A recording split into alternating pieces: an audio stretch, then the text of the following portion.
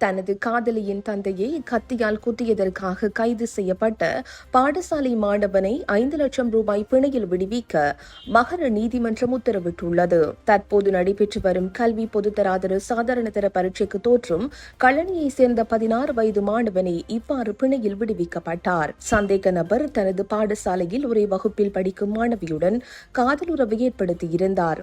இருவரும் கழனி பகுதியைச் சேர்ந்தவர்களாகும். பாடசாலை செல்லும் மாணவர்கள் என்பதால் உறவை முறித்துக் கொள்ளுமாறு மாணவியின் தந்தை மாணவரிடம் கோரிக்கை விடுத்துள்ளார். இதனால் ஏற்பட்ட வாக்குவாதத்தை தொடர்ந்து மாணவன் மாணவியின் கத்தியால் குத்தினார். உடனடியாக தாக்குதலுக்குள்ளான தந்தை முல்லேரியாவு அரசு மருத்துவமனையில் அனுமதிக்கப்பட்டு சிகிச்சை பெறுவதாக கழனி போலீஸ் வழக்கு நடவடிக்கை பிரிவின் சார்ஜன்ட் பாலசூரிய நீதிமன்றத்தில் சாட்சியமளிக்கும் போது குறிப்பிட்டுள்ளார். இரு தரப்பினரும் முன்வைத்த தகவல்களை கருத்தில் கொண்ட கூடுதல் நீதவான் மாணவனை பிணையில் விடுவித்தார். மேலும் விசாரணை மே மாதம் 14ஆம் தேதிக்கு ஒத்திவைக்கப்பட்டது.